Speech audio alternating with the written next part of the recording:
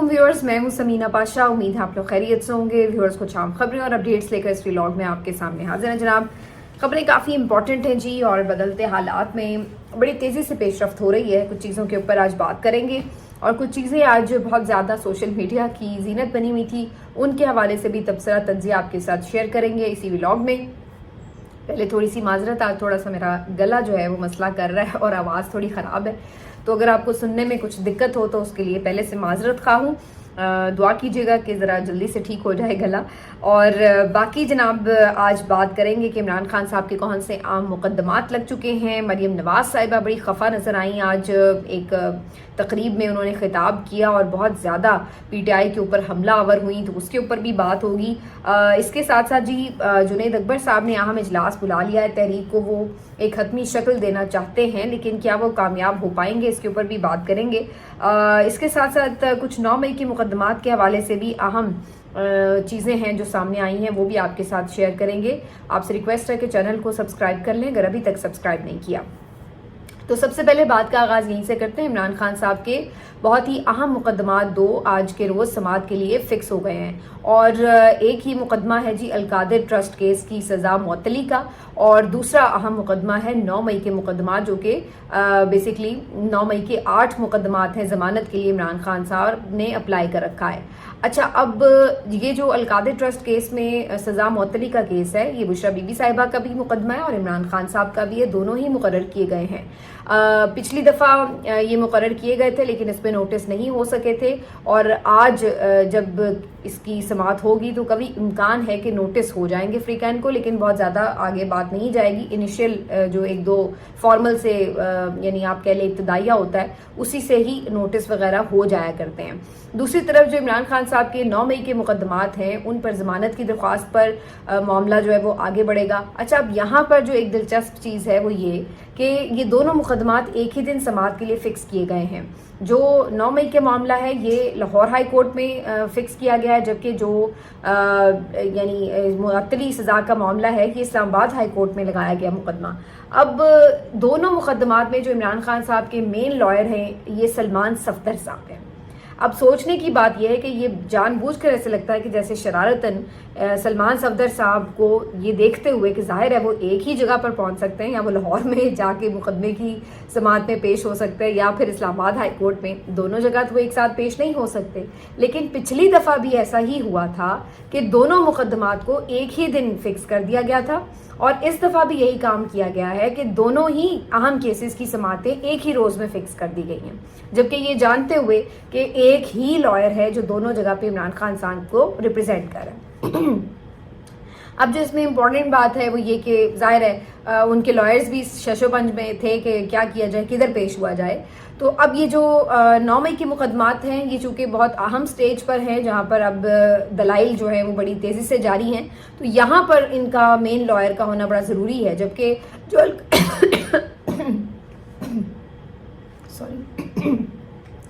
जो अलकादिर ट्रस्ट है ये बिल्कुल एक इनिशियल समात है, तो मेरा ख्याल यही है कि सलमान सफदर साहब लाहौर हाई कोर्ट में पेश होंगे, और इस्लामाबाद हाई कोर्ट में चूँकि आगे सिर्फ नोटिस ही होने हैं, तो कोई भी उनकी जगह पेश होकर कोशिश करेगा कि नोटिस करवा दिए जाएं। बज़ाहिर यही ऑप्शन नज़र आ रहा है, इसके अलावा फ़िलहाल ऑप्शन नज़र नहीं आ रहा, लेकिन बहरहाल ये फिर भी एक खुशाइन बात है कि इमरान खान साहब के ये दोनों मुकदमात कम अज़ कम समातों के लिए फ़िक्स होने लगे, इससे पहले तो फ़िक्स भी नहीं हो रहे थे। दूसरा, इमरान खान साहब की केसेस के हवाले से एक अहम मामला ये भी है कि इंसदाद दहशत गर्दी अदालत में ये रिक्वेस्ट की गई थी पुलिस की जानिब से कि इमरान खान साहब का जो फोटोग्रामेटिक टेस्ट है वो भी, और पॉलीग्राफिक टेस्ट है वो भी करवाना है। अब आम तौर पर ये जो टेस्ट हैं ये बिल्कुल जब कोई वक़ुआ होता है उसके कोई आसपास फ़ौरन ही करवा लिए जाते हैं, जब जैसे ही उसमें कोई आपकी गिरफ्तारी वगैरह हो, अगर इसकी ज़रूरत महसूस हो तो। लेकिन यहाँ पर क्या है कि जी 9 मई के मुकदमात यानी 2 साल पहले एक वाक़या हुआ है, तो उसके बाद 2 साल के बाद इसका कोई जवाज़ नहीं होता आमतौर पर कि आप ये टेस्ट करने के लिए अपील करें। उसकी वजह ये होती है जो आप पॉलीग्राफिक टेस्ट है اس کے بارے میں آپ کو تھوڑا آئیڈیا ہوگا کہ یہ جس کو عام زبان میں کہا جاتا ہے کہ یہ جھوٹ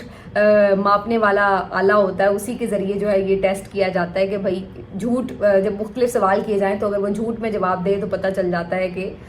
جھوٹ بول رہا ہے، کیونکہ مختلف جو آپ کی باڈی کے اندر تبدیلیاں آتی ہیں اس سے اندازہ لگایا جاتا ہے کہ یہ ملزم جو ہے وہ جھوٹ بول رہا ہے یا سچ بول رہا ہے۔ تو اب جب کبھی وقوع ہوا ہو اس کے فوراً بعد تو آپ کو بہت سی چیزیں یاد ہوتی ہیں، اس کا اثر ہوتا ہے آپ کی باڈی کے اوپر، تو کوئی سوال کرے تو آپ کی باڈی اس طرح سے ریئیکٹ بھی کرے اس کے اوپر۔ لیکن جب 2 سال گزر چکے ہوں تو ویسے ہی شاید چھوٹی موٹی بہت ساری باتیں تو انسان کے ذہن سے ویسے ہی نکل جائیں۔ تو 2 سال کے بعد اس ٹیسٹ کی کوئی سمجھ نہیں آ رہی کہ اس کی کیا ضرورت پیش آئی، اور مزے کی بات یہ ہے کہ جو عدالت سے ریکویسٹ کی گئی، عدالت نے بھی گرانٹ کر دی اور کہا کہ جی کروا دیں آپ ان کا ٹیسٹ۔ تو یہ اندازہ لگا لیجیے اس طرح سے یہ مقدمات چل رہے ہیں۔ 9 مئی کے مقدمات سے جڑی یہ خبر بھی میں آپ کو دے دوں کہ جو جیل میں ٹرائل ہو رہا ہے ان بیچارے پی ٹی آئی کے سینئر لیڈرز کا، جن میں شاہ محمود قریشی بھی ہیں، ڈاکٹر یاسمین راشد ہیں، اعجاز چودھری صاحب ہیں، محمود رشید صاحب ہیں، تو ان سب کے ساتھ ادھر کیا ہو رہا ہے کہ ایک تو جس طریقے سے یہ ٹرائلز ہو رہے ہیں، آج میں یہ دیکھ رہی تھی بہت سے رپورٹرز نے رپورٹ کیا ہے کہ بیچارے کچھ لوگ جو ہے، چونکہ ایک بندے کو کئی مقدمات میں نامزد کیا ہوا ہے تو ہر روز ہی ان کے ٹرائل ہو رہے ہوتے ہیں، کبھی کسی ایک مقدمے میں کسی دوسرے مقدمے میں، تو پورا دن ان کا کوٹ لکھپت جیل کے ٹرائلز کے اندر گزر جاتا ہے، اور بعض اوقات 3 دن جو ہیں وہ ٹرائلز مسلسل ہوتے ہیں، یعنی کہ کبھی ایک کبھی دوسرے مقدمے کے، اس چکر میں ان بیچاروں کا کوئی روزگار نہیں رہ گیا۔ ظاہری سی بات ہے اگر آپ کو روز جیل ٹرائل میں پیش ہونا ہے، ہفتے میں 4 دن آپ اویلیبل نہیں ہیں، تو آپ کسی جگہ نہ نوکری کر سکتے ہیں، کون آپ کو اتنی چھٹیاں دے گا ہر روز نوکری کے لیے؟ تو یہ ایک مسلسل عذاب ان لوگوں کے لیے بنا ہوا ہے، اور یہ جیل ٹرائل جس طریقے سے ہو رہے ہیں یہاں پر کوئی رولز فالو نہیں کیے جا رہے، کوئی پروسیجرز فالو نہیں کیے جا رہے، عجیب و غریب بے سروپا طریقے سے یہ جو جیل ٹرائل ہیں یہ چل رہے ہیں، اور اس کے بعد اس سے جتنے گھرانے متاثر ہو رہے ہیں وہ ایک الگ درد بھری کہانی ہے۔ لیکن جیسا کہ آپ کو پتا ہے جس طرح سے یہ سسٹم پچھلے 2 سالوں سے چل رہا ہے، اس میں اب یہ باتیں تو شاید لوگوں کو حیران بھی نہیں کرتی کہ یہ اتنا زیادہ چیزیں نارملائز ہو گئی ہیں کہ لوگوں کو اب اس طرح سے پریشان کیا گیا، اس طرح سے لوگوں کی زندگیاں اور ان کے کاروبار تباہ کیے گئے ہیں، خاندانوں کے خاندان اجڑ گئے ہیں، لیکن یہاں پر کسی کو احساس بھی نہیں ہے۔ تو ایک تو جیل ٹرائل کا یہ بڑا دکھ بھرا پہلو ہے۔ دوسرا جو یہاں پر یہ جو سینئر لیڈرشپ ہے انہوں نے بھی آج اس سلسلے میں خط بھی لکھا ہے، اور یہ چیزیں رپورٹرز نے بھی رپورٹ کی ہیں، یہاں پر جس طریقے سے دھجیاں اڑائی جا رہی ہیں پروسیجر کی وہ بھی حیران کن ہے۔ یعنی آپ کو معلوم ہے کہ کوئی بھی گواہ جو پروسیکیوٹر کی جانب سے پیش کیا جاتا ہے وہ جو ملزمان ہیں، جو ان کے وکلاء ہیں، ان کے سامنے ہی پیش کیا جاتا ہے، اور ہر انہوں نے جس بھی سینئر لیڈر کے اوپر مقدمہ بنایا ہے 2 ہی سٹار گواہ ہیں جو ہر مقدمے میں انہوں نے گھسائے ہوئے ہیں کہ جی انہوں نے ہی سازش سنی ہوتے ہوئے، انہوں نے ہی دیکھی۔ وہ سٹار گواہ کے نام بھی بلکہ میں نے نوٹ کیے تھے کہ ایک تو محمد خالد صاحب ہیں اور کوئی شاید حسام افضل صاحب ہیں، جو ہر مقدمے میں گواہ بنے ہوئے ہیں، ہر جگہ سازش جہاں ہو رہی تھی بھئی ان 2 بندوں نے ہر جگہ وہ سازش جو ہے وہ سنی بھی دیکھی بھی، لیکن کسی کو بتائی نہیں۔ اتنے زبردست تھے یہ کہ ہر جگہ سازش دیکھ رہے تھے، سن رہے تھے، بن رہی تھی، ان کو پتا تھا، لیکن نہ انہوں نے جا کے کسی کو سازش بتائی اور ہوتے رہنے دی، اور ہر جگہ یہ موجود تھے۔ تو وہ مجھے یاد آ گیا ایک پروگرام تھا کسی ٹی وی چینل کا کہ کوئی اور دیکھے نہ دیکھے شبیر تو دیکھے گا، تو اور کوئی سازش پکڑے نہ پکڑے، لیکن یہ محمد خالد صاحب اور حسام افضل صاحب جو ہے انہوں نے ہر جگہ وہ جو سازش ہے وہ پکڑی بھی اور دیکھی بھی۔ تو بہرحال یہ سٹار گواہ جو ہے وہ پیش ہو کے جب چلے بھی گئے، جب ملزم چلے گئے، جب وکلاء چلے گئے، تو اس کے بعد انہوں نے کوئی فالس گواہ بلا کر اور ان کی بھی گواہیاں لے لی ہیں۔ اب اس کے اوپر جو ان لیڈرز ہیں انہوں نے احتجاجاً یہ بات لیک بھی کی ہے، خط بھی لکھا ہے کہ یہ کوئی طریقہ نہیں ہے کہ مطلب وکلاء بھی چلے گئے، ملزمان بھی چلے گئے، پیچھے سے کوئی بھی کچھ بھی آ کے کہہ دے اور وہ گواہیاں جو ہیں وہ آپ ریکارڈ کا حصہ بنا دیں، تو ایسا نہیں ہوتا۔ لیکن یہاں پر جو جج صاحبان جیلوں میں خاص طور پر جا کر ٹرائل کریں، یہ تو آپ کو پتہ ہے بہت ہی خاص چنیدہ اور ہیرے تراشے ہوئے لوگ ہیں جن کو بھیجا جا رہا ہے، چاہے وہ ڈیالہ میں جو آتے تھے وہ بھی ہوں، چاہے یہ کوٹ لکھپت میں جو جا رہے ہیں وہ بھی ہوں۔ تو یہ والی یہاں پہ صورتحال ہے۔ انہوں نے اب اندیا دیا ہے کہ اگر اس طرح آپ نے جیل ٹرائل کرنے ہیں تو ہم ان کا پھر بوائیکاٹ کر دیں گے۔ تو یہ تو 9 مئی کے کیسز کی حقیقت ہے۔ اعجاز چودھری صاحب کے جو ضمانت کا کیس تھا سپریم کورٹ میں، اس میں جو جسٹس ہاشم کاکڑ صاحب نے لکھا ہے فیصلہ، وہ اگر آپ پڑھ لیں تو آپ کو پتہ چل جاتا ہے کہ حقیقت کیا ہے۔ بیس لیس کیسز ہیں ان بیچارے رہنماؤں کے اوپر، 2 سال ہو گئے ہیں ان کو جیلوں میں پڑے ہوئے، اور ان کے اوپر کوئی چیز یہ لوگ ثابت نہیں کر سکے، اور اب جھوٹی گواہیوں کے اوپر اتر آئے ہیں۔ وہاں پہ اس ضمانت کے کیس میں لکھا ہوا ہے کہ کوئی ان کے اوپر جو آپ ویلڈ بات ہے وہ ثابت نہیں کر سکے۔ تو یہ ان کی حقیقت رہ گئی ہے. اور میں آج دیکھ رہی تھی ایون محمود الرشید صاحب کی بھی میں نے ایک ویڈیو دیکھی جس میں وہ صاف طور پر کہہ رہے ہیں, 9 مئی والے دن کی ویڈیو تھی, کہ یہ پتہ نہیں کس نے آ کے تشدد کیا ہے, پرامن ہمارا تو احتجاج تھا, یہ کس نے آ کے کاروائیاں کی ہیں, ہم ان لوگوں کو نہیں جانتے کیونکہ ہم تو مسلسل روک رہے تھے. یاسمین راشد کی ویڈیو بھی آن ریکارڈ ہے, لیکن اس کے باوجود بھی ان رہنماؤں کو ضمانت تک نہیں دی گئی, اور جو جیل ٹرائل ہے اس کا حال میں آپ کو بتا ہی رہی ہوں کہ یہ سب کچھ ہو رہا ہے. تو بہرحال عمران خان صاحب کے بھی اب یہ مقدمات لگے ہوئے ہیں, اور دیکھتے ہیں کہ ان مقدمات میں جب آج کے روز سماعت ہوتی ہے تو کوئی واضح چیز سامنے آتی ہے یا نہیں, کیونکہ یہ یاد رہے کہ یہی اب 2 مقدمات ہیں, یعنی ایک تو القادر ٹرسٹ کیس کی سزا اور دوسرا 9 مئی کے مقدمات. تو اگر ان میں عمران خان صاحب کی بیل ہو جاتی ہے, ادھر سے ان میں سزا معطل ہو جاتی ہے, تو عمران خان صاحب کی رہائی میں فی الحال یہی جو کیسز ہیں 2, یہ رکاوٹ ہے قانونی طور پر. ویسے تو بہت ساری رکاوٹیں ہیں, لیکن قانونی طور پر جو ہے یہی 2 کیسز رکاوٹ ہیں. تو اس لحاظ سے یہ کافی امپورٹنٹ ہیں جی. باقی سیاسی طور پر پریشر کیسے بڑھانا ہے اس کے لیے پی ٹی آئی حکمت عملی تیار کر رہی ہے. عمران خان صاحب کا واضح پیغام ہے کہ احتجاجی تحریک جو ہے اس کو آگے بڑھایا جائے. جنید اکبر صاحب ایک سنسیئر آدمی ہے, کافی کوشش بھی کر رہے ہیں, ایفرٹ نظر آتی ہے ان کی, لیکن وہ مجھے کافی ڈس اپوائنٹڈ لگ رہے ہیں. میں نے پچھلے 2-3 جو ان کے ویڈیو کلپس دیکھے ہیں, مجھے یہ محسوس ہو رہا ہے کہ وہ کوشش کے باوجود بھی سیٹسفائیڈ نہیں ہے ان تیاریوں سے جو وہ سمجھتے ہیں کہ ہونی چاہیے. اگر آپ ایک احتجاجی تحریک کو لیڈ کر رہے ہوں اور آپ کو لگے کہ جی اس کے لیے کیا ایک آپ کو سپورٹ چاہیے اپنی پارٹی سے, وہ شاید سپورٹ ان کو نہیں دستیاب ہے. آج کے روز بھی انہوں نے ایک اہم میٹنگ بلائی ہوئی ہے عہدیداران کی, جس میں وہ فردر ڈسکشن کریں گے اس کی حکمت عملی کے حوالے سے. لیکن جو گفتگو ان کی 2-3 دنوں سے میں نے نوٹس کی, تو اس میں وہ بار بار یہ بات کہہ رہے ہیں کہ جب اندر کے لوگ کمپرومائز ہوں, جب کھوٹے سکے جیب میں ہوں تو پھر بڑا مشکل ہو جاتا ہے. پھر ساتھ میں ایک جگہ پہ وہ اس طرح کی بھی ان کی کچھ آڈیو سننے کو ملی ہے جس میں وہ کہہ رہے ہیں کہ ان کے اپنے ایون حلقے کا جو ایم پی ہے وہ ان کا فون نہیں اٹھا رہا. اس سے پہلے بھی ایک احتجاج میں کچھ اس طرح کی خبریں ملی تھی جہاں پہ کوئی آڈیو لیکن کی ہوئی تھی کہ پرانی کسی نے ان کو ویڈیو بنا کے احتجاج کی بھیج دی کہ جی میں تو آیا ہوا تھا, اور انہوں نے کہا کہ مجھے بھلا پتہ نہیں چل رہا. تو ایسا لگ رہا ہے کہ پارٹی کے اندر سے بھی جنید اکبر صاحب کو وہ سپورٹ نہیں مل رہی ہے جس کی انہیں تلاش ہے, اور اس کی ایک بہت بڑی وجہ بڑی سامنے ہے. علی امین گنڈا پور صاحب احتجاج کے ساتھ پچھلے 2 احتجاجوں کے ساتھ جو کر چکے ہیں وہ کوئی ڈھکا چھپا تو ہے نہیں ہے, اور ظاہر ہے کہ جو موسٹلی ایم پی ایز ہیں اس وقت وہ ظاہر ہے کہ علی امین کے ساتھ کھڑے ہیں. تو اگر جنید اکبر صاحب کو کوئی احتجاجی تحریک بہت زبردست پیمانے پر چلانی ہے تو اس کے لیے ضروری ہے کہ انہیں علی امین گنڈا پور صاحب کی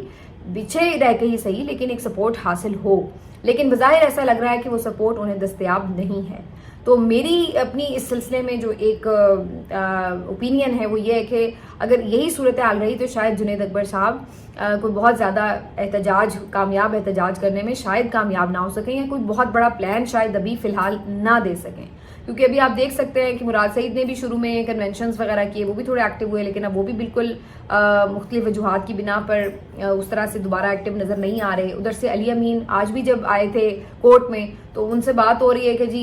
کیا آپ کہتے ہیں ان مقدمات کی عمران خان سے, وہ کہہ رہے ہیں جی عمران خان نے تو کہا ہے کہ میں سب کو معاف کرنے کے لیے تیار ہوں, میں مذاکرات کے لیے تیار ہوں. بھائی عمران خان یہ تو شروع سے ہی کہہ رہے ہیں, اس میں تو کوئی ہم نہیں کہہ رہے کہ آپ نے غلط کہا, لیکن جو ابھی لیٹسٹ عمران خان کا پیغام آیا تھا وہ تو احتجاج کے لیے آیا ہے کہ میری اس وقت پوری پرائرٹی جو ہے وہ احتجاج ہے. اب یہاں پر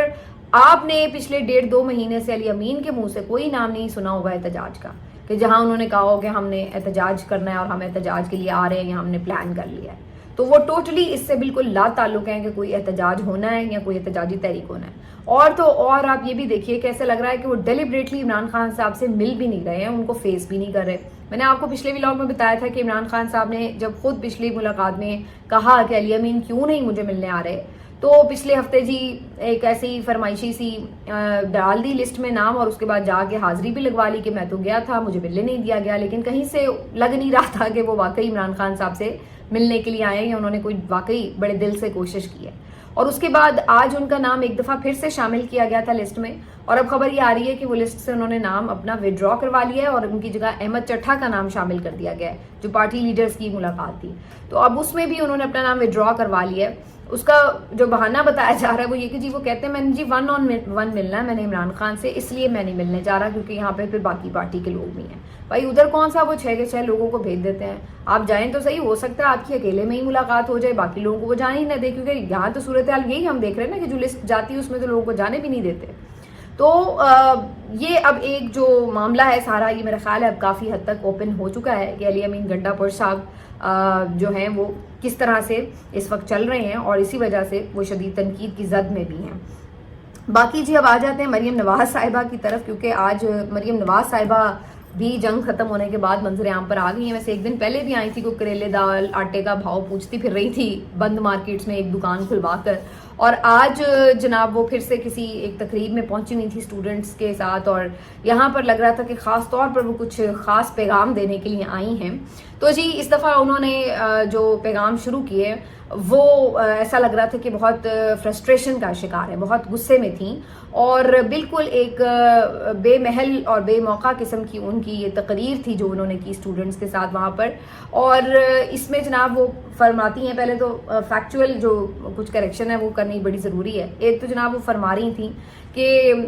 جو یہ رافیل طیارے گرائے ہیں وہ JF-17 تھنڈر نے گرائے ہیں، اور آپ کو پتا ہے بچوں یہ JF-17 تھنڈر جہاز کس نے بنائے ہیں؟ تو یہ نواز شریف نے بنائے ہیں۔ تو یہ جملہ ہر لحاظ سے ہی غلط جملہ تھا۔ پہلی بات تو یہ کہ جہاز کوئی وزیر اعظم بھی خود نہیں بناتا، ظاہر ہے اس کے دور میں اپروولز ہوتی ہیں، وہ آتے ہیں، وہ کوئی خود تو نہیں بیٹھ کے بنا رہا ہوتا، ٹیکنیشین یا انجینئر تو نہیں ہوتا۔ دوسری بات یہ کہ یہ جو جہاز ابھی رافیل طیارے گرے ہیں یہ JF-17 تھنڈر نے تو نہیں گرائے، یہ تو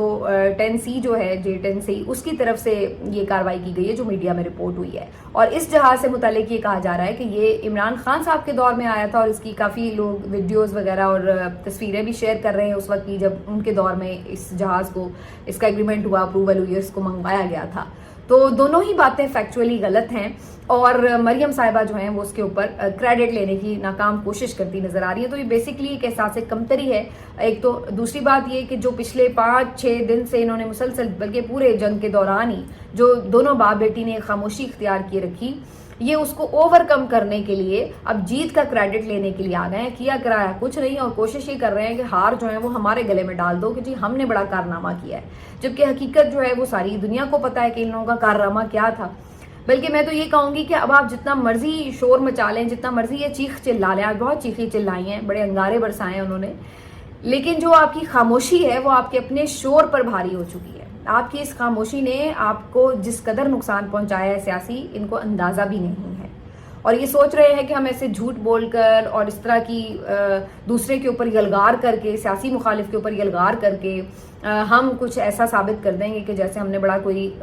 کارنامہ کر دیا ہے۔ تو اب دنیا اس قدر پاگل تو نہیں ہے، ساری دنیا دیکھ رہی ہے کہ آپ اور آپ کے والد صاحب کا کیا کردار تھا، تو جھوٹ بولنے کا کیا فائدہ ہے؟ اب آ کے آپ فرما رہی ہیں کہ جی یہ اب موقع یہ نہیں تھا کہ آپ وہاں پہ سیاسی مخالف کے اوپر بیان بازی کرتی یا کچھ کرتی، لیکن یہاں پہ بھی آ کے شروع ہو گئی کہ جی انہوں نے 9 مئی کو یہ کیا، 9 مئی کو وہ کیا۔ حالانکہ 9 مئی کا اس بات سے کیا تعلق تھا جو یہ ابھی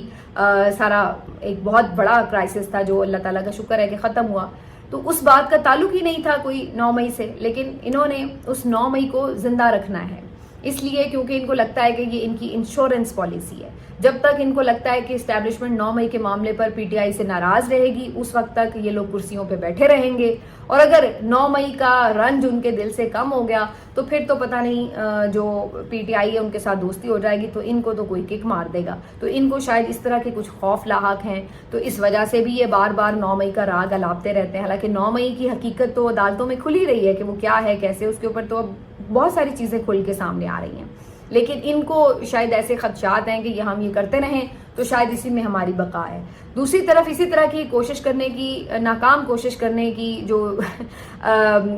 پریس کانفرنس میں عظمہ بخاری صاحبہ نے کی، وہ بھی میرا خیال ہے کہ ایک ڈرون حملہ تھا عظمہ بخاری صاحبہ کا جو انہوں نے نواز شریف صاحب پہ کیا، جب انہوں نے بلا ضرورت یہ کریڈٹ ڈالنے کی ان کے گلے میں کوشش کی کہ جناب نواز شریف صاحب نے ہی تو یہ سارا آپریشن ڈیزائن کیا تھا، تو وہ تو ہر جگہ پہ موجود تھے، اور یہ وہ اس کے بعد جو نواز شریف صاحب کی درگت بنی سوشل میڈیا کے اوپر، اتنے لوگوں نے میمز بنائے، اتنی بے عزتی ہوئی، اتنا مذاق اڑایا کہ جناب نواز شریف صاحب نے کیا اس پہ آپریشن پہ ڈیزائن کرنا تھا، وہ کوئی میجر ہے، کوئی فیلڈ مارشل ہے، کون ہے وہ جو وہ جنگی آپریشن کو ڈیزائن کریں گے؟ تو اس طرح کی جملے، ویسے عظمہ بخاری صاحبہ معذرت کے ساتھ جب مریم نواز صاحبہ کا بھی امیج بلڈ کرنے کی کوشش کرتی ہیں تو ایسی بونگی مارتی ہیں کہ الٹا ان کے اوپر بیچاری کے اوپر زیادہ شدید تنقید ہو جاتی ہے، اور یہی حال انہوں نے نواز شریف صاحب کا کل کیا کہ ان کے اوپر وہ ڈرون اٹیک کروایا ہے کہ جس کا کوئی حساب ہی نہیں۔ اب الٹا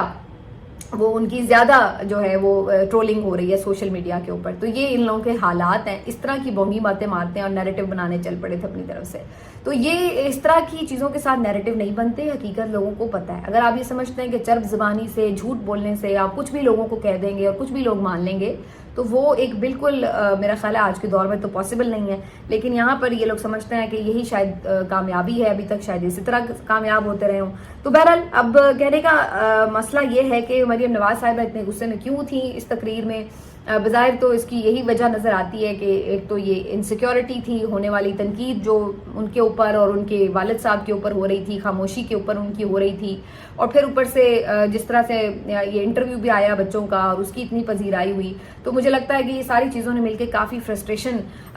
پیدا کی, اور اس کی ایک جھلک جو ہے وہ ہمیں آج پھر نظر آ رہی تھی ان کی تقریر میں. باقی ادھر شہباز شریف صاحب جو ہیں ان کا بھی ایک بڑا مزیدار آج زبردست قسم کا خطاب تھا, اور یہ خطاب تھا جی آرمی چیف کے ساتھ. وہ پسرور میں پہنچے, اگلے مورچوں کے اوپر جوانوں سے خطاب کیا, ان کا حوصلہ بڑھایا, اور اس حوصلہ بڑھاتے ہوئے آپ کو پتہ ہے وہ تو جب بھی بولتے ہیں تو وہ آرمی چیف کی تعریفوں کے پل باندھ دیتے ہیں. تو یہاں پہ بھی وہ شروع ہو گئے کہ جی ان کی بے پناہ انہوں نے تعریف کی کہ جی ان کی کام. چلیے اس میں تو ویسے جنگی جو معاملات ہیں, سیکیورٹی کے جو معاملات ہیں, اس میں تو ظاہر ہے فورسز کی تعریف کرنی چاہیے جو انہوں نے کارنامے انجام دیے. لیکن یہاں پہ بھی وہ کچھ میٹھا ضرورت سے زیادہ ہی ڈال گئے اور کہنے لگے کہ جناب 71 کا بدلہ لے لیا ہم نے. بھائی دیکھیے ٹھیک ہے, یہ بہت اچھی ایک زبردست کامیابی تھی, لیکن بہرحال 71 کا بدلہ تو نہیں آپ کہہ سکتے. آپ کا ایک پورا حصہ ٹوٹ کے آپ سے الگ ہو گیا تھا, تو آپ نے کیا کوئی انڈیا کا حصہ ٹوٹ کے اپنے ساتھ جوڑ لیا ہے جو آپ کو لگ رہا ہے کہ 71 کا بدلہ لے لیا. تو کچھ ضرورت سے زیادہ ہی وہ میرا خیال ہے جذبات میں بہہ جاتے ہیں. دوسرا جو انہوں نے ایک اور دلچسپ بات کی وہ یہ تھی کہ جی سارا جو آپریشن تھا یہ آرمی چیف صاحب نے ڈیزائن کیا, اور میں خود اس چیز کا گواہ ہوں. یہ ساری جو جنگی حکمت عملی بنائی وہ آرمی چیف صاحب نے بنائی, سپہ سالار نے بنائی. تو یہ خود اس بات کی ایک طرح سے تردید تھی جو عظمہ بخاری صاحبہ اور کچھ ان کے اور ایک دو لوگ PMLN کے کہتے نظر آ رہے تھے کہ جی اس میں سارا جو کردار تھا وہ نواز شریف صاحب کا پس پردہ تھا وغیرہ وغیرہ. تو ایسا لگا کہ شہباز شریف صاحب نے ڈیلیبریٹلی یہ بات کہی ہے تاکہ عظمہ بخاری کی وہ جو گفتگو ہے اس کو تاثر کو زائل کیا جائے کہ نہیں نہیں یہ کریڈٹ آرمی چیف کا ہی ہے اور اس میں نواز شریف صاحب کا کوئی کردار نہیں ہے. تو یہ تو ان لوگوں کی حالت ہوئی پڑی ہے کہ ان کو سمجھ نہیں لگ رہی کہ اس سارے کرائسس میں انہوں نے کہنا کیا ہے, کرنا کیا ہے. جو اصل آپ کا دشمن تھا اس کو آپ لوگ ایک لفظ نہیں کہہ سکے, اور آج بھی مریم نواز صاحبہ آ کے انگارے برسا رہی ہیں. تو کس کے اوپر؟ ایک ایسے لیڈر کے اوپر جو 2 سال سے جیل میں بیٹھا ہے. اس کے باوجود بھی وہ اتنی ہمت رکھتا ہے کہ وہ جیل میں بیٹھا بھی اس شخص کو للکار رہا ہے جو اس کے ملک کو میلی آنکھ سے دیکھ رہا ہے, اور آپ لوگ آزاد ہو کر بھی اس شخص کا نام نہیں منہ پر لا سکے. اور آپ کی اگر کوئی ایک پورا غصہ نکلتا ہے یا بڑا آپ کا یعنی آپ آگ بگلا ہوتی ہیں تو کس شخص کے اوپر ہوتی ہیں؟ اپنے سیاسی مخالف کے اوپر جو کہ اس وقت تو وطن کے ساتھ کھڑا ہے. اور آپ لوگ کہاں کھڑے ہیں اس کا احتساب تو اب قوم کر ہی لے گی. ملتے ہیں آپ سے اگلے ویلاگ میں, اپنا خیال رکھیے.